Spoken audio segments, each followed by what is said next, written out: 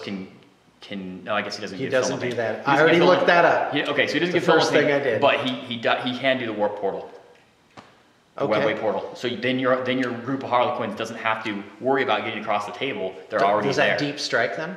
It deep strikes them without scattering.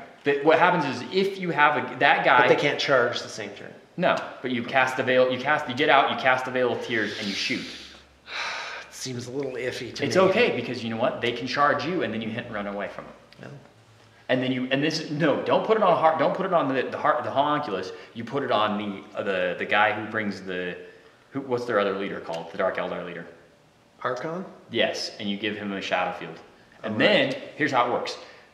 I have some guys sitting in the back doing whatever they're doing in Venoms, whatever. Right. And they in the Venoms they move around and they shoot their Venom guns 36 inches and shoot some guys, whatever, who cares. Then when you roll start on turn 2. For these Archons, you have 2 Archons.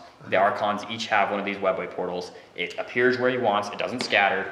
Out pops all of these Harlequins with the Shadow Seer. They move around doing their thing, and then the Shadows, and then you cast the Veil of Tears, and then the guy is sitting there. And if somebody charges you, first you Veil of Tears so they can't really shoot you. Then if they charge you, you get the Archon there, and the Archon's like, well, I have 2+ invuln. Right.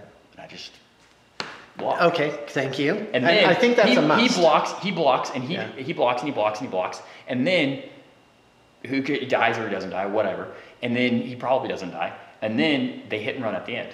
Right. And then they're out and they're like, oh, hey, we're here, wherever we're right in the middle of you, and we're just dancing. And that's another reason I think the Harlequin's Embrace is an awesome piece of, like, I had to read it a couple times and just be like, is this real? Is this a real thing? It's an interesting piece of work. A lot of hits. That's strength 6.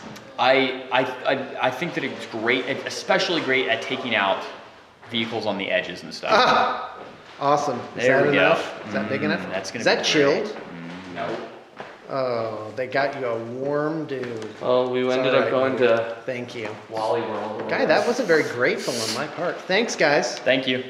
You went all the way to Walmart?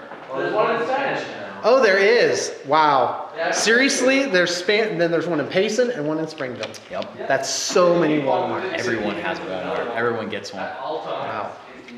Is that what they're doing now? Opening one in like Walmart wants to own the world, right? Yeah. Well, that's my cue, Sean. I was reading my Forbes magazine. Okay. And and like the gap, but I mean these guys, the money is like just huge. The money. I watched a documentary on Netflix the other night about it was about what's his name, the former governor of New York, the one who had the sex scandal, Spitzer shoot, I'm not gonna think of Spitzner, whatever. Anyway, he was the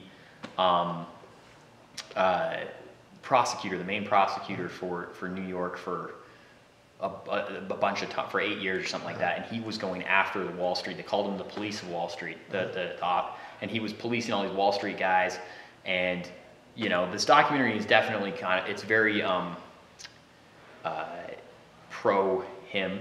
Okay. But what it talks about is it's talking about how there's some definitely, you can see it there. You can see that these guys came after him. Like, they made a big deal about the fact that he had been this kind of like white knight kind of guy, and he became governor or whatever, and he started trying to fix stuff in Albany, try and fix all the corruption and whatnot. And some of these guys, yeah, they were convicted of corruption, and they had to pay a bunch of money and all this stuff. But then at the end of it, he ends up having to resign as governor because of the sex scandal. But like, funny how that works. Yeah, because these guys are, making money hand over fist and helping each other out doing it. Yeah. Yeah. That's interesting. I've been thinking recently of going to zero. Like, what if you had no assets? Yep. Well, there's more. Even homeless there's guys more have to that. assets.